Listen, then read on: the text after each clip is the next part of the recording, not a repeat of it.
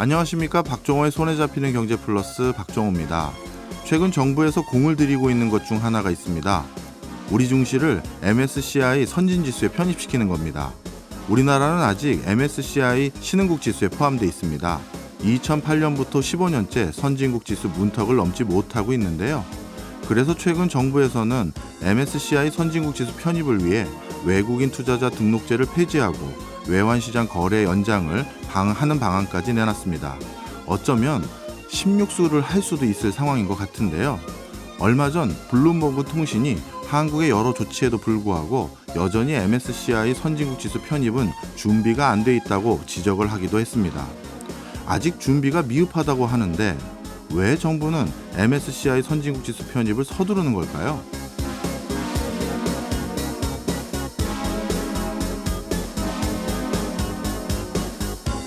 가장 먼저 우리 증시의 호재로 작용할 수 있습니다. 만약 MSCI 선진국 지수에 편입되면 코리아 디스카운트, 그러니까 한국 증시의 저평가 현상이 해소돼 과거에 비해 외국인 투자자 비중이 더욱 높아질 수 있습니다. 우리 증시에 외국인들이 더 투자한다는 거죠. 또한 환율과 물가 안정에도 기여할 수 있습니다. 외국인들이 국내 투자 비중을 늘리게 되면 외화가 유입돼 환율이 보다 안정적으로 바뀔 요인이 생기기 때문입니다. 또 환율이 안정되면 우리가 원유, 식량 등 해외에서 원자재를 사올 때도 저렴하게 사올 수 있어 물가 안정에도 기여할 수 있고요. 아마 정부에서 MSCI 선진국 지수 편입에 적극적인 이유도 증시 부양보다는 부분적으로나마 환율과 물가 안정 효과까지 거둘 수 있기 때문이 아닌가 싶네요. 4월 7일 금요일 박정호의 손에 잡히는 경제 플러스 광고 듣고 시작합니다. 겹치는 경제 사건을 찾아 해답을 구하는 겹경사 시간입니다. 오늘도 김윤경 경제 전문 기자 오셨습니다. 어서 오십시오. 안녕하세요. 예, 오늘 뭐 가져오셨나 봤더니 네. 아마 지난 2일 산유국 협의체인 오펙 플러스에서 추가 감산 계획한 거 네. 이거 들고 오셨네요. 네, 그것과 국제 유가겠죠. 음. 예.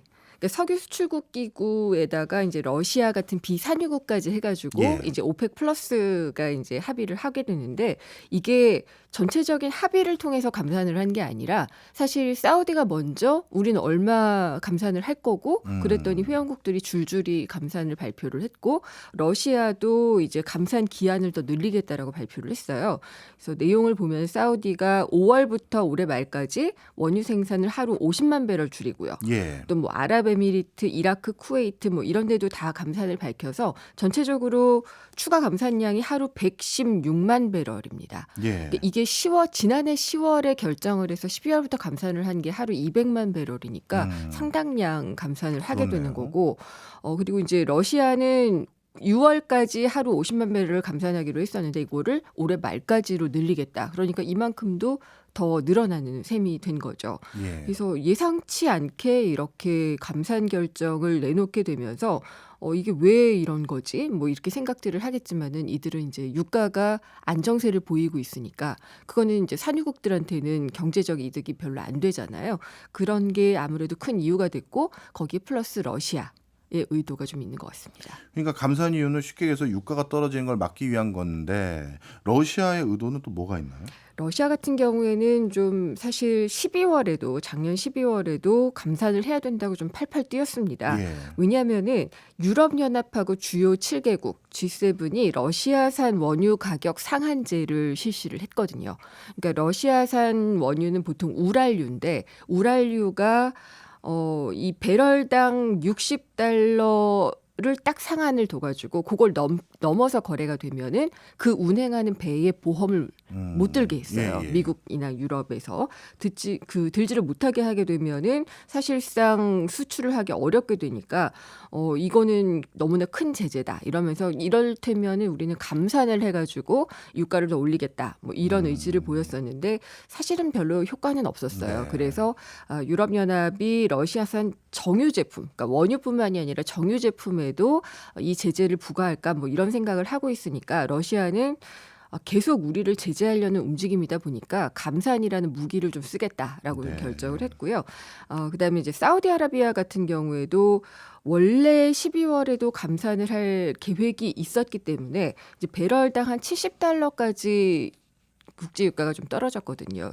그 우크라이나전 이후에는 뭐 $130까지 갔었는데 많이 떨어지는 추세다 보니까 감산 결정을 한 것 같습니다. 네. 근데 이게 제 착각일 수도 있는데요. 네. 저는 느낌이 오펙 플러스는 늘 미국과 다른 입장인 것 같아요. 근데 맞습니까? 거의 그런 것 그래요? 같아요. 예, 그러니까 제가 지금 봐도 사실 뭐 러시아를 제재하는 거는 지금 제가 장황하게 얘기를 드렸지만 러시아의 얘기고 산유국들은 늘 국제 유가가 오르는 게 이득이 되잖아요. 예, 그렇겠죠. 근데 미국 같은 경우에는 유가가 안정되는 것이 자신들에게도 조금 이득이 되거든요. 예. 물론 이제 미국이 산유국이기는 하지만 예. 중동에서도 상당량이 그 생산이 되고 있고 특히나 지난해 10월을 되돌아보면은 11월에 중간 선거가 있었잖아요. 예. 그래서 그때 이제 상당히 물가가 많이 올랐는데 대부분은 유가가 많이 올라서 인플레가 심화가 됐었거든요. 그래서 이렇게 물가가 치솟으면은 표시면은 좋지가 않고, 그러니까 바이든 대통령이 증산 좀 해달라라는 네. 요청을 계속했었고, 그 앞서서 7월에도 아예 사우디를 방문까지 했었어요. 그래요. 그러면서 이제 증산 요청을 하기 위했던 것이라고 알려져 있는데, 물론 거기에는 이제 러시아의 원유 판매 수익을 제한하기 위한 의도도 있었던 것으로 보이는데 하나도 들어주지 않았죠. 근데 그 사우디랑 이제 오펙 플러스의 내심에는 그런 것도 있어요. 미국이 이란하고 가까워지는 것이 이란산 원유를 방출할 수 있는 계기가 되기 때문에 이란산이 나오면은 당연히 오펙 거의 가격이 전체적으로 떨어질 수가 있겠죠. 그래서 이제 이란과 가까워지고 있는 것도 좀 견제를 하고 있는 그런 상황이었고요. 근데 뭐 하나도 달라진 건 없었어요. 예, 그래서 10월에 감산 결정을 했었고, 그다음에 이제 그 석유값이 미국에 상당히 좀 중요한 그걸 갖다 보니까 미국하고 사우디는 사실은 사이가 좋았을 때는 뭐 이 정도까지는 아니었어요. 예. 그랬는데 미국하고 사우디가 벌어지기 시작한 게 기억하시겠지만 그 반체제 언론인 아, 예, 자말 기억납니다. 카쇼크지를 암살을 한 게 사우디 왕세자가 지령을 내려서였었잖아요. 예. 그래서 미국 FBI가 막 수사하고 예. 막 그랬었죠. 그 예. 실제로 그래서 왕세자가 지령을 내린 것이다라는 게 이제 확인이 됐었는데 트럼프 정부가 그거를 개무시했었죠. 예. 왜냐하면은 자신들하고 좀 관계를 많이 좋게 가져가면서 예. 개인적인 이득들도 좀 많이 취했었고 사위 쿠시너 뭐 이런 사람들이요. 예. 근데 이제 바이든 대통령은 그래서는 안 된다는 입장이기는 했는데 실제로 유가 앞에서는 약해졌어요. 그래서 사우디 왕세자에게 면책 특권을 주는 것도 고려를 하고 뭐 이러면서 사실상 유야무야를 시키는 예. 그런 것도 했었고 아까 말씀드렸듯이 방문도 했었고 이러면서 사실은 사이를 좋게 하면서 유가를 안정시켜 보려고 했는데 어쨌든 이번에 감산을 깜짝 결정을 한 것은 워싱턴과 리야드 그러니까 이제 미국과 사우디의 관계가 다시 또 벌어지게 되는 신호탄이다. 뭐 이렇게들 해석을 하고 있죠. 그러면 실제 감산 발표 이후 유가가 뭐 어떻게 변화가 있나요? 네, 계속 오르고 있습니다. 오. 2일 이후에 지금까지 쭉 올라서 지금 서부 텍사스산 원유 WTI 가격은 배럴당 $80 선인데요. 이게 지난 3월의 최저점 대비해서는 20% 이상 오른 겁니다. 그리고 이제 브렌트유 가격도 어제가 제가 봤을 때 배럴당 $84였는데 오늘 다시 보니까 $85까지 또 올랐더라고요. 근데 월가 투자은행들의 유가 전망치는 더 많이 오르고 있습니다. 그러니까 올해는 경기 침체가 어느 정도 확산이 되면서 석유 수요가 줄어들어서 유가가 많이 안 오를 거다. 네. $100는 못 간다. 이게 이제 월가 투자은행들의 합의였는데 지금은 이제 최고 배럴당 $100 선을 넘을 것이다라는 그런 전망들이 좀 나오고 있고요. 최소 $90는 넘길 거라고 예상들을 하고 있습니다. 네. 근데 그래도 작년에 $130까지 갔던 그래서 작년 전망치 기억하시겠지만 배럴당 $200 가는 거 아니냐. 그런 얘기도 있었죠. 이런 얘기들이 정말 후덜덜하게 나왔었던 것에 비해서는 그러니까 지난해 이맘때였거든요. 그때에 비해서는 국제유가가 아주 많이 오른 것은 아니지만은 유가의 특성상 한번 불안정해지기 시작하면 추세적으로 좀 오르는 경향이 있잖아요. 네. 그런 점에서 배럴당 $100 이건 좀 위협적이 아닌가라는 생각이 좀 듭니다. 이렇게 유가가 오르면 산유국을 제외한 대부분의 국가들은 뭐 경제적 부담을 갖게 되긴 하겠습니다만 네. 혹시 특히 더 경제적으로 타격을 받는 나라들이 있나요? 우리나라 포함되겠죠. 예. 아니 그 석유 수입 의존도가 사실 예전보다 더 높아졌더라고요. 그래서 어제 CNBC 기사를 보니까 국제유가가 배럴당 $100까지 오르게 되면은 대표적으로 한국, 인도, 일본 같은 아시아 주요 수입 의존국들이 가장 큰 고통을 겪을 수 있다라고 분석을 했고요. 뭐 어쨌든 우리 석유 자원이 없는 나라이기 때문에 어디든 의존을 해야지 되는데 다변화를 그동안 한다고는 하지만 아무래도 중동산을 쓸 수밖에 없기 때문에 예. 이 고통이 좀 이어질 수 있을 거로 전망이 되고요. 인도 같은 경우에 좀 특이한데 이 중동에서 좀 그 다변화를 시킨 게 러시아예요. 예. 러시아가 제재를 받으니까 이제 어디로 수출하기가 어려워졌는데 인도는 싸게 들여올 수 있다는 이유로 예. 러시아와 손을 잡았죠. 그래서 이제 러시아로부터 할인된 원유를 들여와서 이제 지금 경제 발전에 상당히 많은 그런 에너지가 필요하기 때문에 썼었는데 어제 CNBC 분석을 봤더니 그렇지만 석유값이 더 오르면은 인도도 어쩔 수 없이 성장이 좀 타격을 받게 될 것이다라고 좀 분석을 했습니다.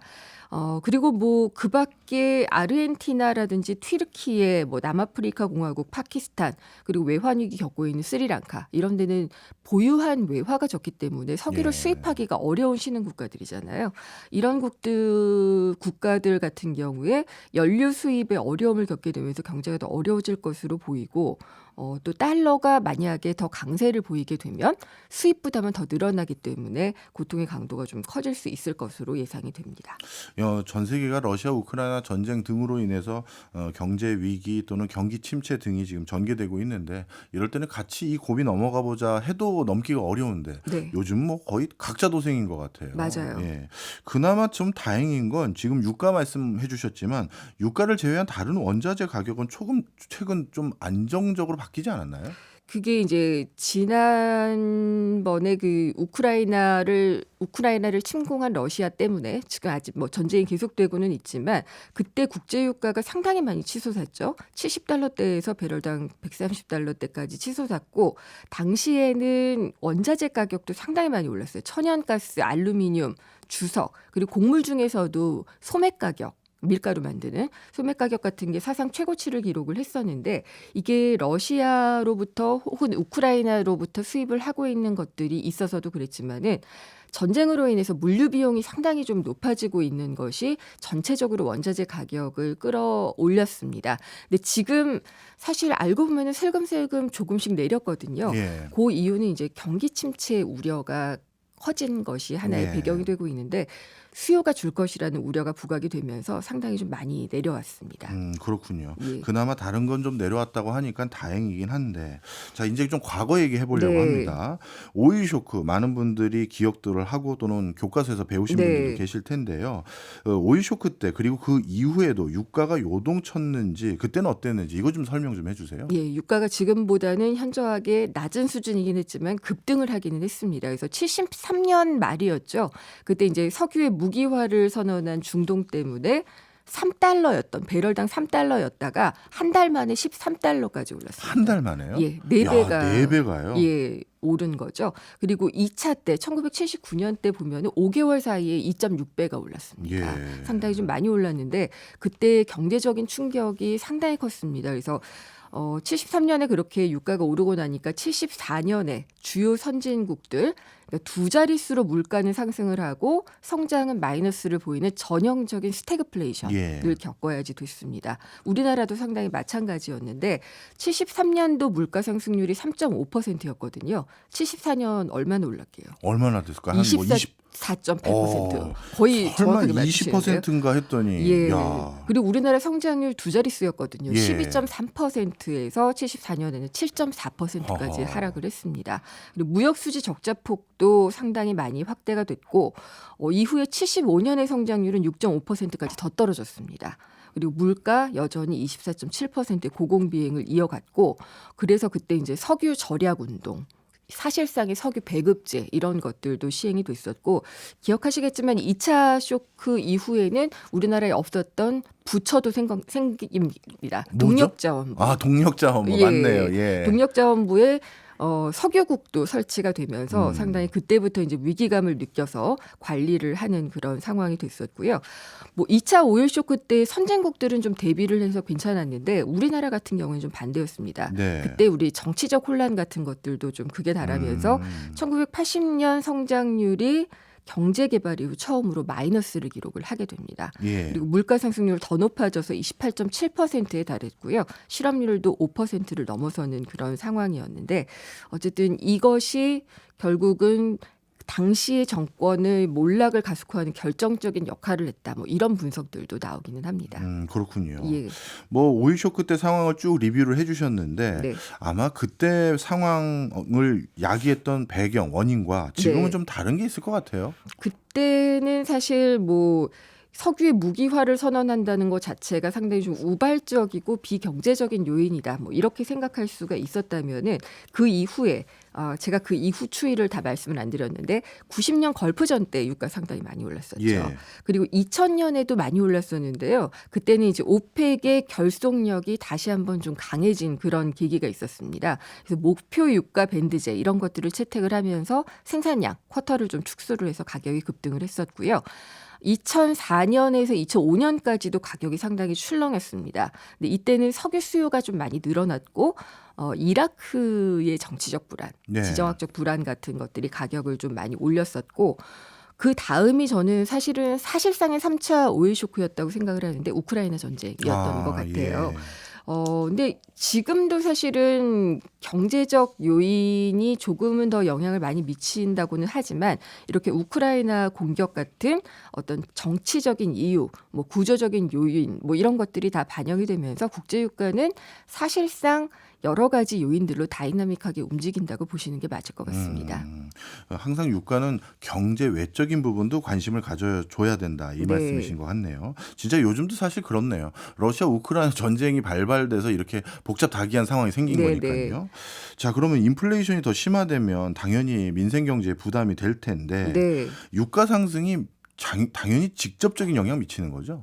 그렇죠. 자동차를 모는데도 우리가 지금 사실 생각해 보면은 1,500원대로 내려왔기 때문에 조금 이제 부담이 좀 더나 이랬는데 다시 또 유가가 오르면은 연동돼서 뭐 2, 3개월 후면은 또 우리 휘발유 가격도 오르게 되겠죠. 그런 것들이 다 영향을 미칠 텐데 미국도 러시아 그 우크라이나 침공 이후에 그러니까 여기는 이제 갤런당이라고 치죠. 휘발유 가격이 갤런당 $5를 막 육박을 하면서 이런 가격에는 살 수가 없다. 뭐 이런 민심이 있었는데 지금도 이제 다시 갤런당 $2에 달할 것이라면 뭐 얘기를 하면서 아주 시끌시끌한 그런 상황입니다.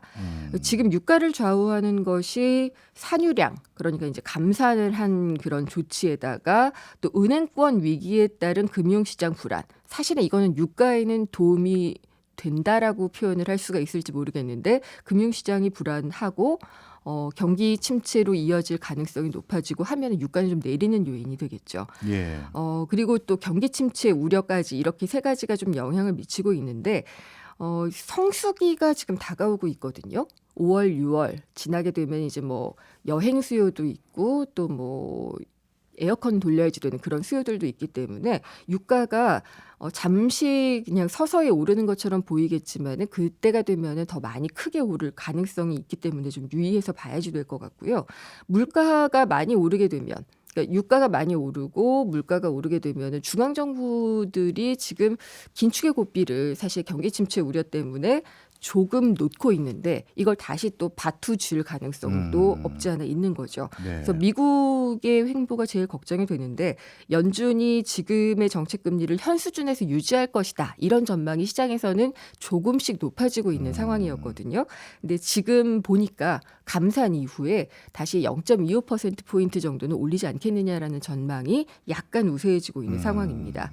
그리고 한국은행 같은 경우에 이제 11일에 통화정책을 결정하는 금통위가 열리는데 이때 물가를 어느 정도로 볼지 그때 2월에 우리 국제유가 전망치들을 보면은 그때 물가 전망치를 내놓으면서 국제유가가 한 $84 선으로 이야기를 했었거든요. 예. 근데 지금 $84, $5 뭐 넘어가고 있으니까 예. 그걸 반영을 해서 물가 전망을 어떻게 할지 그것이 이제 또 금리를 더 올리지는 않을지 이런 것들을 눈여겨봐야 될 것 같습니다. 지금 유가 때문에 금리 인상 기조까지 부분까지 말씀 주셨는데 네. 서민들은 요즘 이게 더 걱정인 것 같아요. 전기 등 공공요금 네. 유가 올라가면 이거 또 더 올려야 되는 거 아니냐 이렇게 전망하실 수도 있는데 어떻습니까? 이게 지금 정부 여당 같은 경우에 그 표심을 위해서이기도 하고 그리고 LNG 가격이 사실 내리면서 전기 요금을 안 올리겠다, 동결하겠다, 뭐 이런 좀 정치적인 결정을 하면서 좀 시끌시끌하잖아요. 근데 뭐 서민들의 입장에서는 일단 동결해 주는 게 좀 좋을 수도 있잖아요. 네, 그렇죠. 근데 이게 유가가 계속 급등을 하게 되면은 결국 직접적으로 영향을 주는 것은 액화천연가스 LNG 가격이지만 장기 계약 물량 같은 경우에는 LNG에 영향을 주는 유가에도 영향을 받게 됩니다. 유가가 계속 오르게 되면은 요금을 내릴 수 있는 그 요인이 없어지기 때문에 그러니까 전기료를 내리지는 않겠지만 동결할 수 있는 요인이 없어지기 때문에 아무래도 좀 정부 여당의 네. 고심도 심해지고 그걸 지켜보는 우리도 약간 좀 불안한 상황이 되겠죠. 알겠습니다. 한 달 동안 이런저런 아주 네. 핵심적인 경제 이슈 챙겨주셔서 너무 감사합니다. 지금까지 김윤경 전문 기자였습니다. 고맙습니다. 감사합니다. 저희는 광고 듣고 입으로 돌아오겠습니다.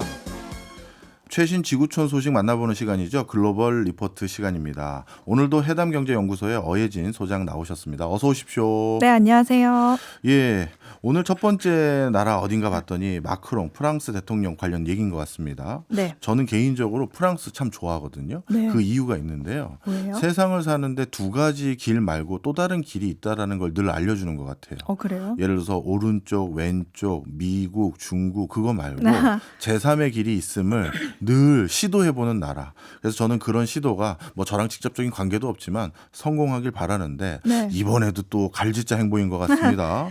마크롱 프랑스 대통령이 중국 방문했다고요. 네. 일단 이 프랑스가 중국으로부터 얻고 싶은 게 있었을 거고요. 그다음에 중국이 프랑스에서 얻으려고 하는 게 있었을 텐데 프랑스가 이번에 중국으로부터 기대하는 건 미중 긴장이 고조되는 속에 그럼에도 불구하고 중국 시장에서 이익을 좀 확대해보자 하는 목적이 있습니다. 이번에 마크롱 대통령이 중국에 갈 때 에어부스, 그다음에 루이비통, 모에 헤네시 등 이 프랑스의 주요 기업 CEO들을 한 5, 60명 정도를 같이 데리고 갔었어요. 예. 근데 이번 방중을 계기로 아마 좀 몇 건의 좀 선물 같은 거래가 있을 것 같다. 이런 게 얘기가 있거든요. 근데 이제 표면적으로는 더 내세우는 것이자 좀 세계가 주목하는 프랑스에 대한 기대는 일단 러시아와 우크라이나 전쟁을 중국이 중재하도록 해서 좀 이끌어내 보자라는 겁니다. 지금 중국과 러시아는 그 어느 때보다 한편이 되어 있고 또 러시아를 설득할 수 있는 유일한 나라는 중국이기 때문에 중재를 좀 해달라 이런 거고요. 그렇게 되면 프랑스는 어떻게 되겠어요? 유럽에서 좀 숙제를 해결한 나라다. 이런 명분을 얻게 되고 유럽 내에서도 또 독일보다 더 강한 어떤 정치적 위상을 갖게 될 것 같지 않느냐 이런 기대를 갖고 있는 겁니다. 그렇겠네요. 프랑스와 독일은 약간 라이벌이기도 하잖아요. 맞아요. 그동안 그 중국과의 관계에 있어서 앙겔라 메르켈 총리 때 독일이 프랑스보다 더 괜찮았었어요. 예. 그러니까 중국 입장에서는 유럽에서 제일 친한 나라 그러면 프랑스보다는 독일이었거든요. 예. 그 이유가 중국이 제일 싫어하는 그 티벳 문제와 관련해서 중국이 독일과 프랑스한테 티벳의 달라이 라마를 만나지 말아달라 이렇게 부탁을 한 적이 있었어요. 예. 근데 이게 계기가 됐어요. 예. 그 10년도 더 전에 있었던 일인데 이때 독일은 우리는 그렇게 못한다. 우리는 누구나 만날 수 있다 하면서 중국의 요청을 거절했습니다. 예. 그리고 나서 얼마 후에 독일 메르켈 총리가 달라이 라마를 만났죠. 예. 그러면 결국 이 당시에는 복잡해졌는데 프랑스는 중국과의 의리를 지킨 겁니까? 프랑스는 이제 당시에는 사르코지 대통령이었거든요. 예. 근데 이제 달라이 라마를 우리는 절대 안 만날 테니까 걱정 마숑 막 이렇게 했어요. 예. 그런데 사르코지 대통령은 그 후 얼마 안 가서 만났어요. 달라이 뭐예요? 라마를. 그래서 중국은 차라리 안 만난다고 하고 만난 독일이 낫지. 저렇게 절대 안 만나겠다고 해놓고 뒤통수를 치는 프랑스는 상종할 나라가 아니다. 이러면서 프랑스와 중국과 그 두 나라 관계가 그 이후로는 계속 좋지 않았어요. 그러면 이번에 마크롱 대통령이 이런 것도 좀 관계 복원 차원에 간 것도 있겠네요. 맞습니다. 그래서 마크롱 대통령이 중국에 이번에 가서 여러 가지 발언을 했는데 중국 입장에서 보면 좀 듣기 좋은 말만 예. 골라서 했어요. 뭐 예를 들면 미국과 유럽이 손을 잡고 중국을 따돌려 보자는 이른바 그 디커플링 전략에 대해서 프랑스는 그런 시도에 대해서 반대한다. 예. 이거는 미국과 중국의 대립에서 미국 편을 들지 않겠다는 뜻이기도 하거든요. 그러니까 중국 입장에서는 굉장히 듣기 좋은 얘기죠. 네. 프랑스는 어떻게 보면 어떤 상황 속에서 중국을 방문했는지 이해가 되는데 그럼 중국은 프랑스로부터 뭘 기대하고 있을까요? 일단 미국의 전략이 전 세계 여러 주요 국가들과 연합을 해서 중국을 따돌려 보자 이런 전략이잖아요. 예. 이런 상황에서 중국과 프랑스가 손을 잡는다는 건 미국 입장에서는 굉장히 골치 아픈 일이 되죠. 그래서 중국 입장에서는 미국이 아니라도 우리는 살 길이 있다. 이런 살 길이 많다는 걸 보여주는 메시지로 받아들여질 수 있어서 중국 입장에서도 꼭 필요한 정상회담이었을 겁니다. 그러니까 프랑스 입장에서는 우리가 미국 말만 듣는 나라는 아니다라는 걸 보여주면서 중국과도 좀 경제적인 여러 협력 관계를 만들 수 있으니까 좋은 일이고요. 네. 중국 입장에서도 우리는 미국이 아니라도 교류할 나라가 많다. 이걸 보여줄 수 있는 기회여서 좀 좋은 일입니다. 이번에 마크롱 대통령 중국 가면 중국과 프랑스 진짜 밀월 관계까지 올라갈 수 있는 충분한 구조적인 이유들이 있었네요. 네. 예, 이번엔 다른 소식 좀 전해보도록 하겠습니다. 최근 실리콘밸리 은행 사태 이후 은행에서 많은 분들 예금 인출했을 것 같은데요. 그런데 제 딴에는 예금 통장에서 급하게 돈 뺀 돈은 다른 은행 예금에 예치할 것 같은데. 보통 더 큰 은행에 네, 그렇죠. 들어갈 것 같죠. 그런데 요즘은 돈이 다른 데를 향하고 있습니까? 네, 지금 은행에서 빠져나온 돈이요. 머니마켓 펀드라고 부르는 그 MMF를 거쳐서 미국 중앙은행인 연준으로 들어가고 있습니다. 어허. 이 MMF는 고객들의 돈을 국채나 우량기업 어음 CP라고 하죠. 여기 투자하는 상품인데 이게 요즘 은행 예금 금리보다 높아요. 예. 한 연 4% 정도가 넘거든요. 그러니까 당연히 고객들은 은행 예금에 안 넣고 MMF로 보내겠죠. 이 사람들이 통장에 있던 돈을 MMF에 넣으면 MMF는 국채나 우량 CP를 살 거고요. 그러면 그 돈은 국채를 발행한 정부나 아니면 CP를 발행한 기업으로 들어가겠죠. 그럼 정부와 기업은 그렇게 받은 돈을 다시 어느 은행이든지 은행에 예금을 할 거예요. 그러니까 사실 돈이 어디에서 빠져나가도 결국에는 돌고 돌아서 다시 은행에 돌아오게 되어 있습니다. 그게 일반적인 메커니즘이거든요. 네. 그런데 이게 일반적인데 왜 빠져나간 돈이 다시 은행으로 안 돌아오죠? MMF가 국채나 이 기업 어음을 사면 말씀드렸듯이 그 돈이 국가나 기업으로 들어가는데 예. 그러니까 MMF가 요즘 주로 사는 거는 역레포라는 금융상품입니다. 역레포요? 네, 이게 뭐냐면 쉽게 말하면 연준에 예금을 하는 거예요. 예. 연준은 미국의 중앙은행이잖아요. 근데 여기도 은행이어서 예금을 받기도 하고 대출을 해주기도 하는데요. 예. 예금은 역레포라고 하고 예. 대출을 레포라고 부르거든요. 예. 근데 요즘 연준의 역레포가 인기가 높습니다. 연준의 레포나 역레포는 연준이 정한 기준금리 근처에서 이자율이 형성이 돼요. 네. 그러다 보니까 요즘 미국 기준금리가 5%잖아요. 오, 진짜 그러면 이자율이 5%네요. 그러니까 연준에 예금을 하면 거의 5% 근처로 예. 예금 이자가 나오거든요. 요즘 한 4.9%, 4.8% 정도 된다고 예. 해요.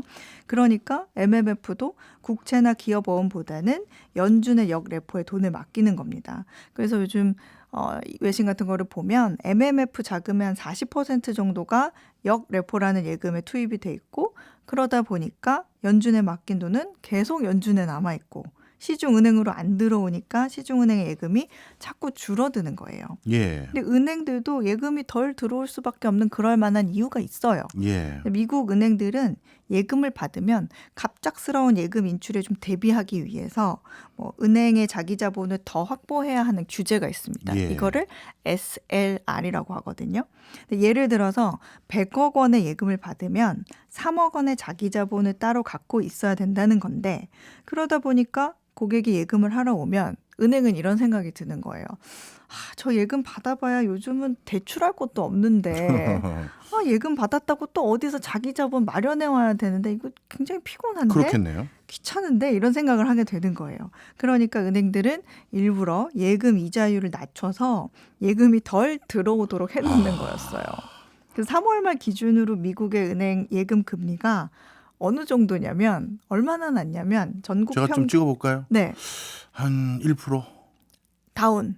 더요? 다운. 뭐 0. 몇 프로 이럽니까? 전국 평균 0.2% 정도예요. 근데 물론 이제 인터넷 전용 같은 경우에는 뭐 3, 4% 정도 되기도 해요. 근데 그렇다 보니까 오히려 예금이 빠져나가서 문제가 되는 상황이 온 겁니다. 네. 자, 그러면 제 또 걱정은요. 원래 은행들은 돈이 자꾸 들어와야 그래야 갑자기 그 대규모 인출 사태가 일어나도 들이면서 빵빵하게 버틸 수 있을 것 같은데 네.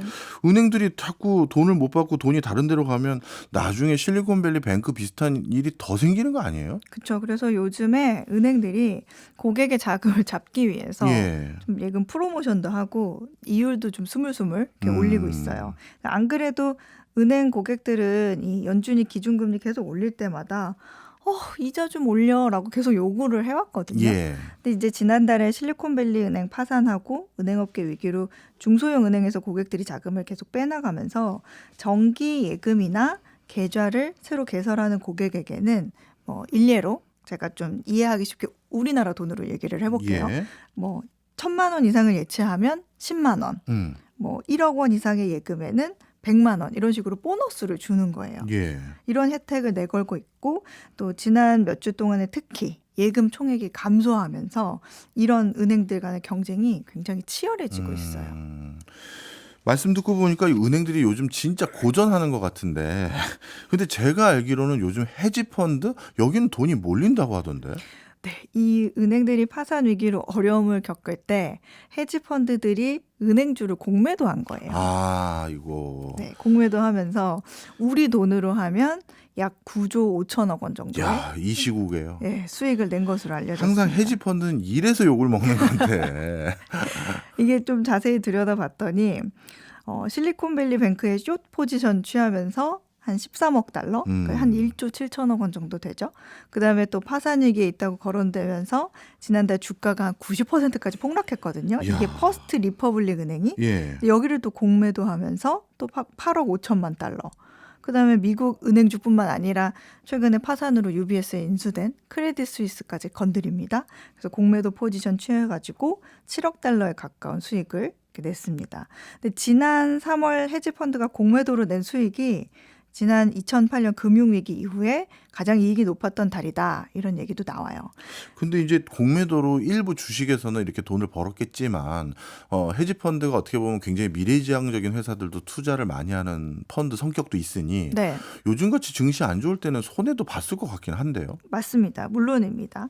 이 시장에서 이렇게 헤지펀드가 공매도로 떼돈을 많이 벌었다. 이런 기사가 나오는데 사실 다른 한편에서는 굉장히 잇따른 투자 실패로 손해가 이만저만이 아니었어요. 가장 쓰린 상처가 바로 그 채권 투자인데 네. 금리가 사상 최저 수준이었을 때 채권 투자를 통해서 좀 수익을 확 올렸었거든요. 네. 근데 지난해 연준이 급격하게 금리를 올렸잖아요. 네. 그러면서 이제 시장에서는 채권이 매력이 없어지니까 수요도 줄어들고 그러면 채권 가격이 들고 있던 게 폭락하겠죠. 그래서 지금까지는 이런 전반적인 상황을 봤을 때 채권 투자로 인한 손실을 헤지펀드가 공매도로 가까스로 좀 메꾸고 있다라는 표현이 조금 더 맞지 않을까 이런 생각이 듭니다. 그렇군요. 공매도로 흥한 자 공매도로 망하고 그런 거네요. 예, 이번엔 좀 다른 얘기 또 해보겠습니다. 유럽 얘기 해보려고 하는데요. 네. 많은 분들 이 소식을 요즘 반길지 안 반길지 모르겠습니다만 유럽의 집값이 정말 오랜만에 하락했다고요. 네, 유럽연합 그 27개국 중에서 죄송합니다. 15개 나라에서 예. 지난해 4분기에 집값이 내렸다. 이런 통계가 나왔어요. 사실 많은 분들이 집값 내리고 하는 것들 예전에는 반겼었는데 요즘은 우리나라 같은 경우 너무 내려서 걱정하시는 분도 계시고 네. 집을 이제 좀 장만하셔야 되는 분들은 무슨 소리냐 아직은 더 내려야지 이런 분도 계신데 그렇죠. 예, 유럽도 이런 변화가 있네요. 네, 그리고 지금 유럽연합 뭐 4분기 집값이 내렸다고 제가 이 얘기를 하면 집값이 내린 게 뭐가 뉴스야. 한국은 지금 1년 내내 집값이 계속 내렸는데 라고 하시는 분들이 분명히 있으실 것 같은데 유럽 집값이 내렸다는 거는 뉴스입니다. 왜냐하면 유럽은 작년에도 집값이 계속 올랐거든요. 올랐죠. 예. 그리고 유럽에서 이렇게 분기 단위 집계로 했을 때 집값이 하락으로 집계된 거는 2015년 이후에 처음이에요. 미국만 해도 그래요. 지난해 처음으로 집값이 내렸는데 이게 10년 만에 처음 있는 일이었거든요. 예. 그러니까 미국은 작년 하반기부터 집값이 내렸는데 3월까지 7개월 연속 계속 하락 중입니다. 그러니까 정리를 하면 우리나라는 작년에 집값이 수도권은 뭐 고점 대비 한 20%가량 하락을 했는데 미국, 유럽은 큰 하락 없이 버텼어요. 예. 그러다가 결국 작년 연말에 하락으로 전환했다는 거고 특히 미국이 먼저 집값이 내렸지만 유럽은 버티다가 연말부터 집값이 내렸다는 겁니다. 근데 이런 뉴스를 사실 접하게 되면 예. 우리가 제일 먼저 생각이 나는 게 이렇게 주택가격 하락이 결국에 경제 위기를 불러오는 게 아닐까 하는 그런 걱정이 들 수도 예. 있잖아요. 근데 일단 뭐 외신들을 좀 종합해 봤을 때 이런 분위기상으로는 일단 결론은 괜찮을 것 같다라는 쪽이에요. 왜냐하면 요즘에 대출받은 대출자들이 예전보다 신용 등급이 굉장히 높다고 그래요. 예. 이 뜻은 다시 말하면 갚을 능력이 상대적으로 있는 사람들이기 때문에 뭐 채무 불이행이라든지 이런 연쇄 침체는 가능성이 낮다는 얘기죠. 네. 그래프 같은 거를 좀 봐도 신용 등급의 분포도를 보면 예전에는 신용 등급이 낮은 사람들이 좀 어느 정도 비율을 차지했다면 지금은 신용 등급이 높은 사람들이 오히려 대출을 더 많이 받는 양상을 보이고 있어요. 그런 차이가 있군요.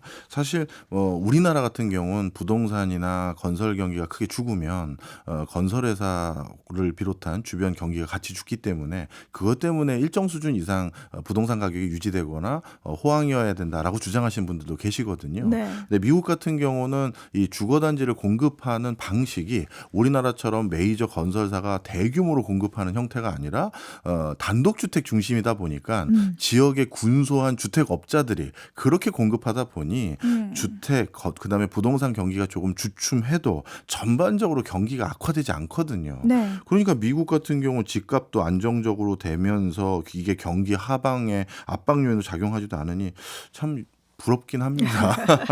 자, 마지막 소식 한번 들어보시죠. 네. 자, 새우가 우크라이나에서 수천 명의 생명을 구했다. 이거 진짜 무슨 황당무계한 소리죠?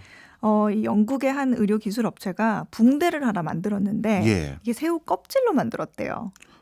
붕대를 네. 새우 껍질로요. 그러니까 새우에서 나오는 키토산 추출물로 붕대를 코팅한 거예요. 아. 근데 이거를 피가 나는 상처 부위에 감아주고 한 1분 정도 압박을 해주면 피가 젤리 형태로 바뀌면서 응고가 된대요. 신기하네요. 저도 사진을 봤는데 정말 그렇게 되더라고요.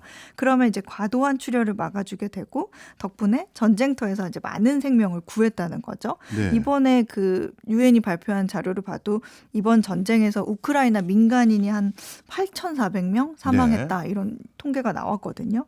그래서 이런 과도한 출혈을 막아주는 붕대 덕분에 전쟁터에서 굉장히 많은 생명을 구했다. 근데 이거는 이제 막 만든 거는 사실 아니고 예. 2014년 러시아가 크림반도를 강제 합병했을 당시에도 사용이 됐고 미국과 영국군도 사용하고 있다고 해요. 네. 참 새우가 또 사람도 구하고 신기합니다. 예. 오늘 흥미로운 소식까지 이것저것 꽉꽉 채워주셔서 다시 한번 감사드립니다. 지금까지 어혜진 소장이었습니다. 고맙습니다. 감사합니다. 지금 듣고 계신 곡은 비치보이스의 서핑 USA입니다. 오프닝 때 선진국 지수 그리고 미국, 프랑스, 중국, 독일 등 선진국으로 분류되는 여러 나라들 소식 들어봤는데요. 저는 어렸을 때 파도 타고 그다음에 비치 파라솔에 누워져 있는 이런 모습 보면서 선진국이 저런가 보다 했던 적이 있어서 선곡해봤습니다. 박종호의 손에 잡히는 경제 플러스는 일요일 7시 5분에 다시 찾아뵙겠습니다. 고맙습니다.